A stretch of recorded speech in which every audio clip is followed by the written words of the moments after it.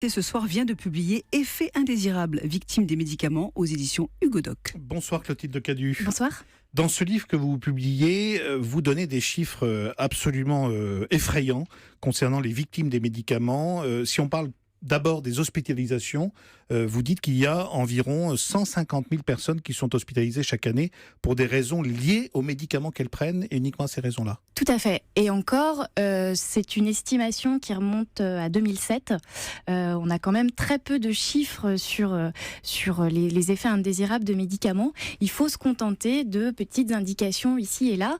Les chiffres sont déjà effrayants, donc il est probable que la réalité le soit encore plus. Et alors, autre chiffre considérable, j'ai envie de dire, le nombre de morts provoquées par la consommation de médicaments, de 13 000 à 18 000 selon l'estimation de l'Agence nationale de sécurité du médicament. Ça, c'est un écart assez large.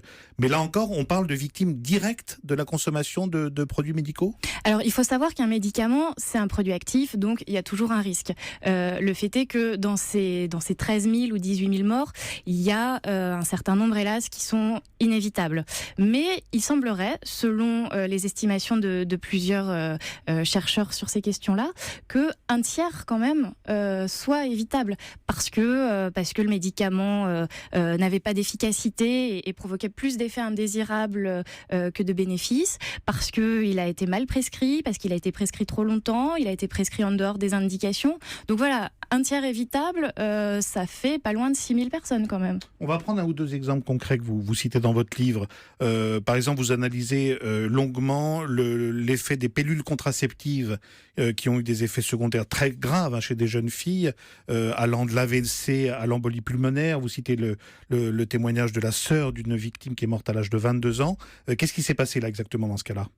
Ce qui s'est passé, c'est que sont arrivées sur le marché des pilules dites de 3e et 4e génération qui ont été présentées comme étant mieux tolérées par les femmes, moins d'effets indésirables, meilleure tolérance, etc. Sauf qu'en définitive, l'effet de la pilule de 3e génération, à savoir la contraception, était le même que les pilules de seconde génération qui, elles, sont apparues mieux tolérées. Et en fait, il y a eu un lobbying marketing. Beaucoup de praticiens ont prescrit des pilules de 3e génération, ce qui est très fort parce qu'elles ne sont même pas remboursées, alors que celles de 2e génération l'étaient.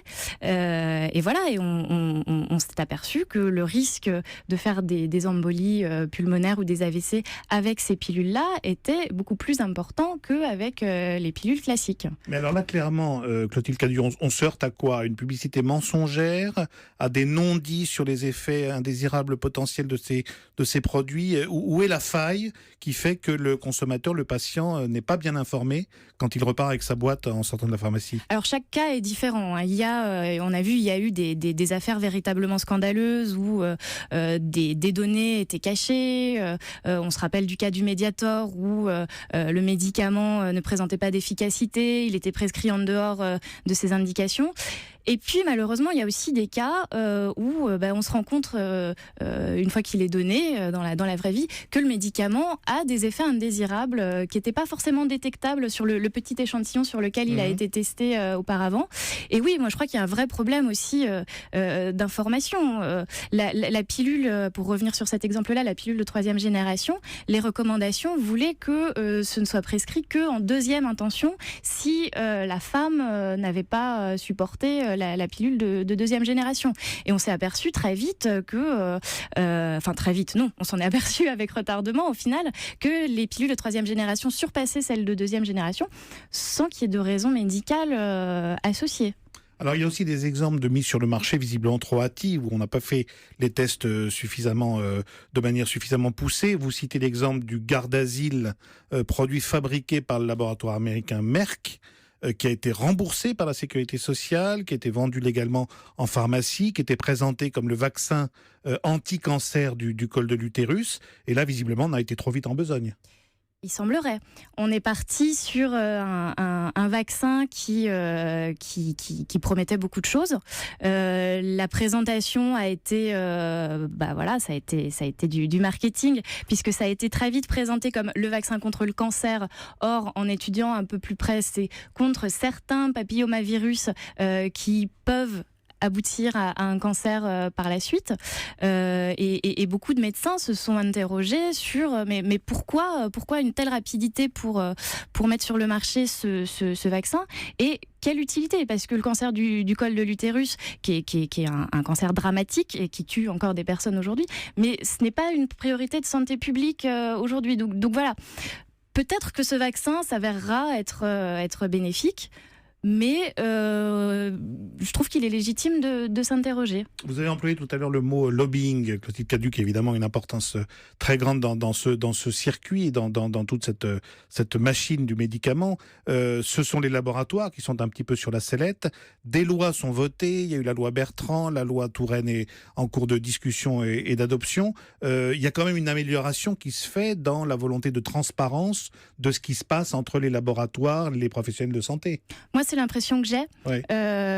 J'ai l'impression qu'effectivement, il y a des mesures qui sont en train de se mettre en place. D'un point de vue législatif, effectivement, avec la loi Bertrand, après le séisme du Mediator, on a quand même renforcé des mesures en termes de transparence sur les liens que pouvaient entretenir certains médecins avec des laboratoires, que pouvaient entretenir des agents travaillant à l'Agence du médicament et les laboratoires.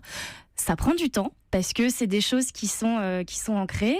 La loi votée par Marisol Touraine à la fin de l'année dernière renforce un peu tout ça, mais ça prend du temps, il y a des résistances.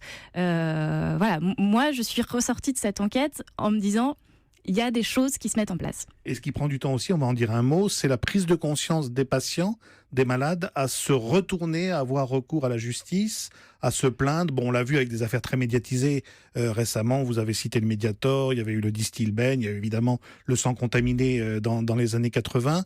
Est-ce que vous avez l'impression que de ce point de vue, ça bouge un petit peu et que les patients commencent à avoir conscience de leurs droits, ou les proches des patients quand il y a des victimes?